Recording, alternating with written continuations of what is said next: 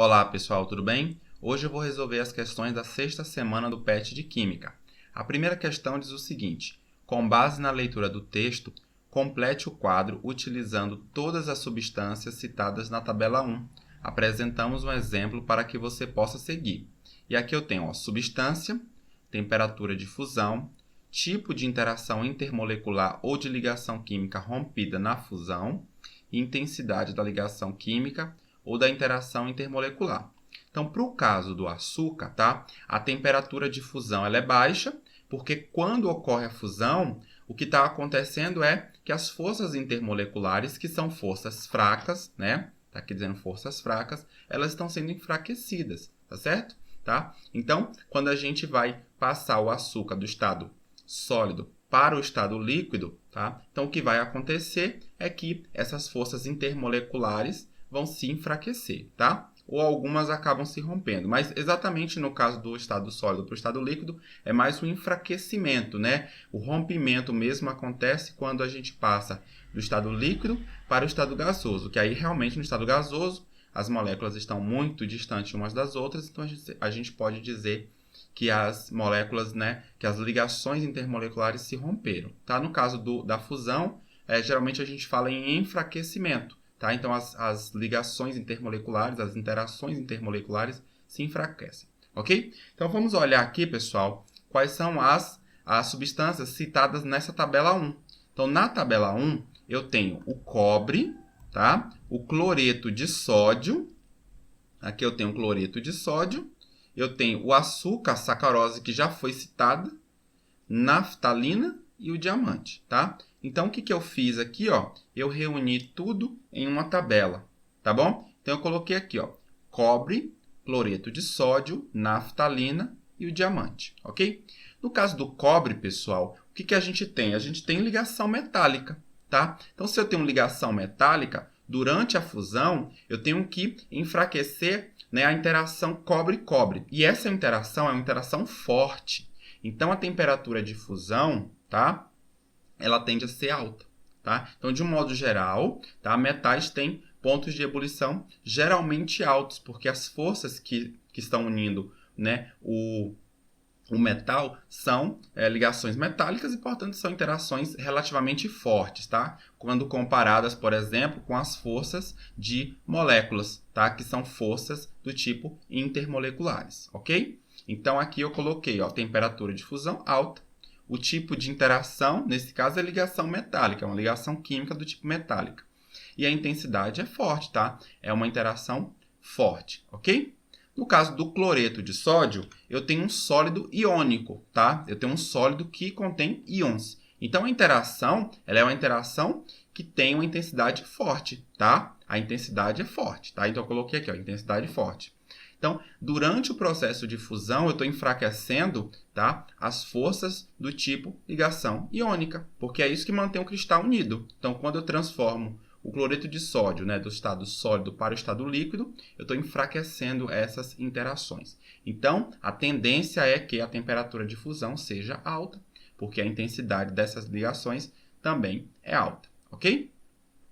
No caso da naftalina, é o contrário. A naftalina é um composto molecular, tá? Então, é um composto que tem moléculas. Então, na passagem do estado sólido para o estado líquido, tá? O que vai acontecer é que eu vou estar enfraquecendo as forças intermoleculares. Então, a temperatura de fusão é baixa, tá certo? Então, a intensidade também é fraca porque você tem interações entre moléculas, né? Não é uma ligação química, que é o caso aqui do cloreto de sódio, do cobre e, como a gente vai ver no caso do diamante, são interações fortes, ok? E no caso do diamante, então, como eu falei, a interação é forte. E que tipo de interação é essa? No caso do diamante, eu tenho ligação química mesmo, ligação do tipo covalente, carbono-carbono, tá? E durante essa passagem do estado sólido para o estado líquido, eu estou enfraquecendo essas ligações. Então, eu estou pegando uma ligação muito forte, né? Eu estou enfraquecendo. Então, a temperatura de fusão, ela tem que ser bastante alta para isso acontecer. Tudo bem?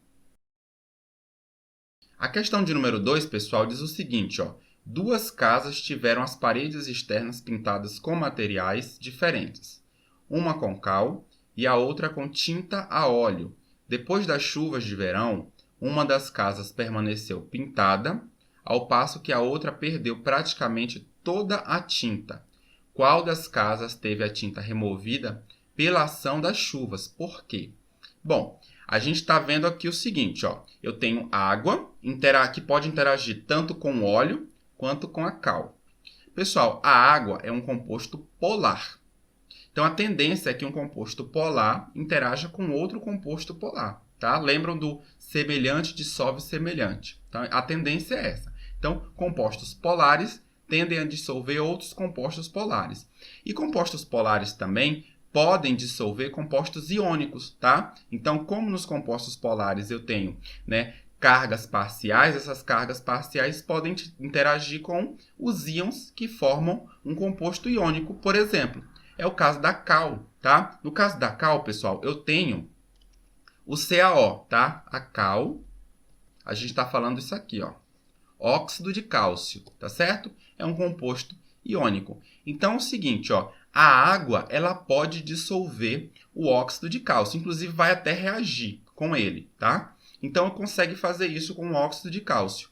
Mas, no caso do óleo, isso não acontece, porque o óleo é um composto apolar.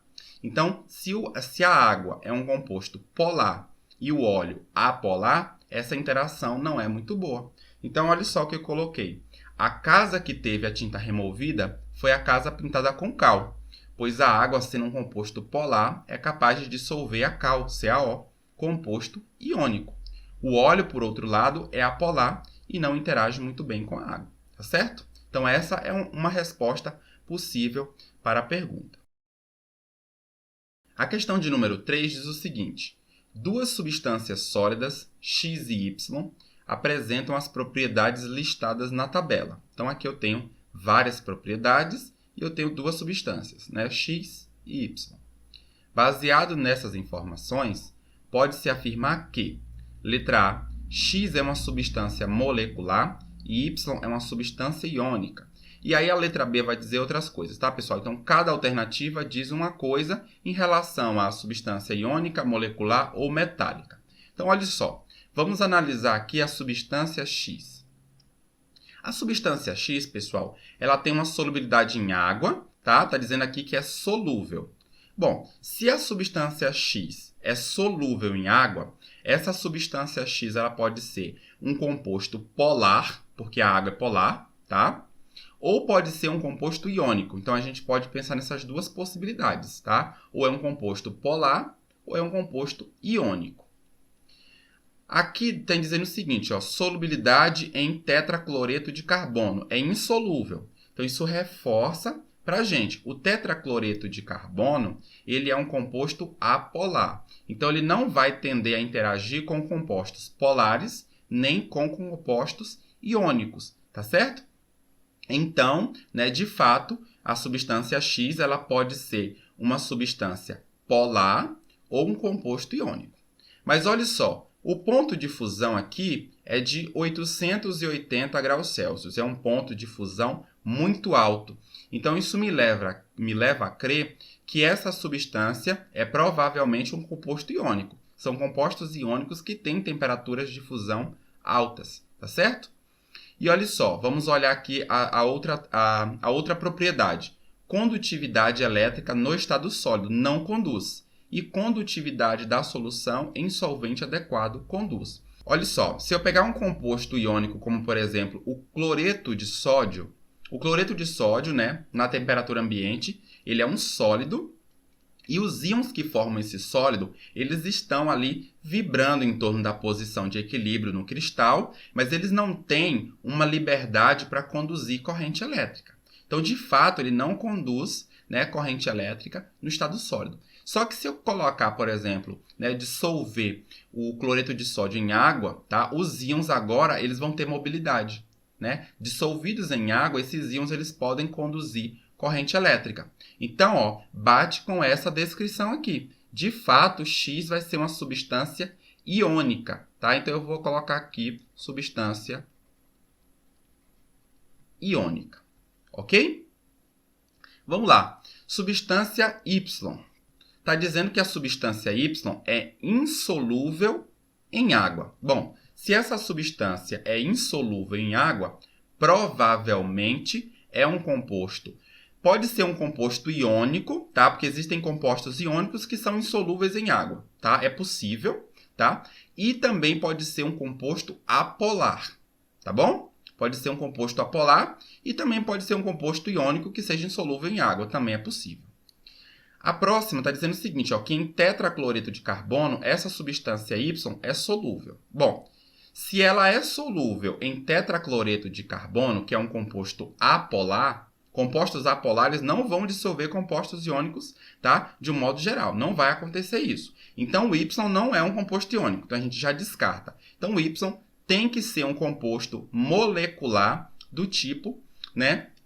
Do tipo apolar, tá bom? É um composto apolar. O ponto de fusão aqui, ó, é 114, então é um valor baixo, relativamente baixo, né? Então é condizente como sendo um composto molecular.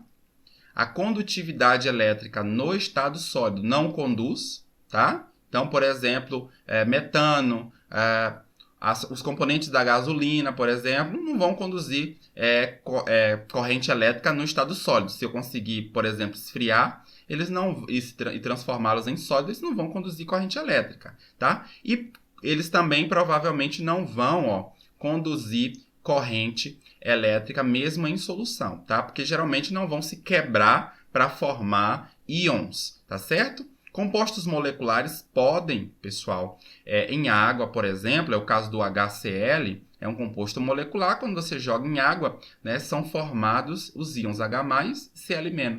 Então, eu consigo conduzir corrente elétrica, tá? Mas compostos apolares, né, de um modo geral, quando você coloca em água, eles não vão, né, conduzir corrente elétrica, porque não vai haver formação de íons, tá bom? Então, de fato, né, a substância Y é uma substância molecular do tipo apolar. Aqui nas nossas alternativas não fala nada em relação a se é polar ou apolar, então eu vou colocar simplesmente molecular.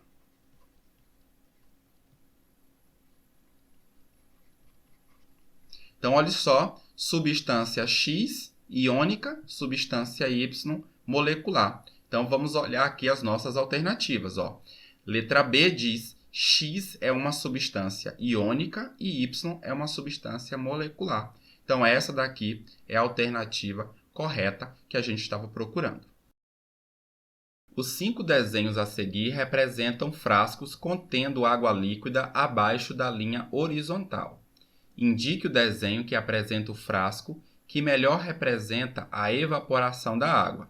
Então, a gente está falando, então, da água líquida, né, que está inicialmente aqui nessa parte, né, de baixo, passando para o estado de vapor, né? Então, a gente está querendo saber qual é o desenho que melhor vai representar essa passagem do estado líquido para o estado de vapor. Então, a gente vai ter, no início, água líquida e depois água no estado de vapor, tá bom? Então, olha só, nesse primeiro desenho, eu tenho aqui a água líquida, né? E depois formando outros gases. Então, isso aqui, pessoal, estaria representando, por exemplo, uma reação de decomposição da água, tá? Não é de evaporação, tá bom? Então, isso aqui não representa a evaporação da água. A evaporação, eu tenho água no estado líquido, né? As moléculas, né, relativamente juntas, têm mobilidade, mas estão próximas, e no estado gasoso, elas estão longe umas das outras, tá certo? Mas continua sendo água, né? Não muda.